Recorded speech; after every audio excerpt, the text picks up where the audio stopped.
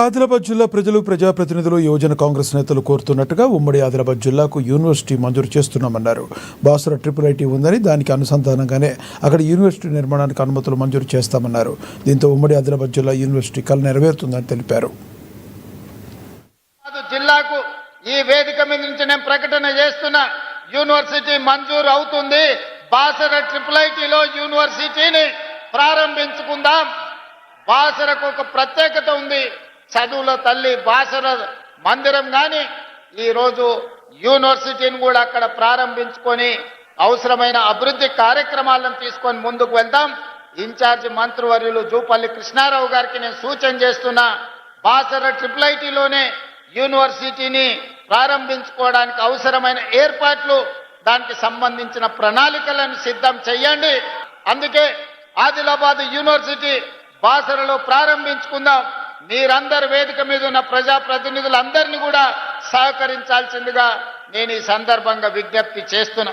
అదేవిధంగా నిర్మల్ శాసనసభ నియోజకవర్గానికి ఒక అడ్వాన్స్ టెక్నాలజీ సెంటర్ని మనం ఈరోజు మంజూరు చేయాలని అనుకుంటున్నాము.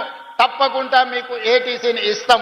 అదేవిధంగా స్టేడియం గురించి, కొత్త కలెక్టరేట్ కార్యాలయం గురించి, మున్సిపాలిటీకి సంబంధించిన నిధుల గురించి, ఇతర అంశాలు చాలా వాటిని మహేశ్వర్ రెడ్డి గారు ప్రస్తావించారు. మిగతా శాసనసభ్యులు కూడా ప్రస్తావించారు.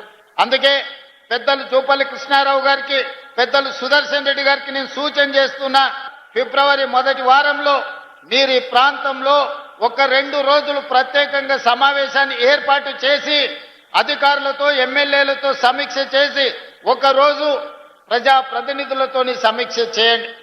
2వ రోజు అధికారులతోని ఇది సాధ్యాసాధ్యాల మీద చర్చించి సమీక్ష చేసి భూమి అందుబాటులో ఉందా లేదా వాటి వివరాలతో కూడుకున్న నివేదికను మీరు తీసుకొని రండి.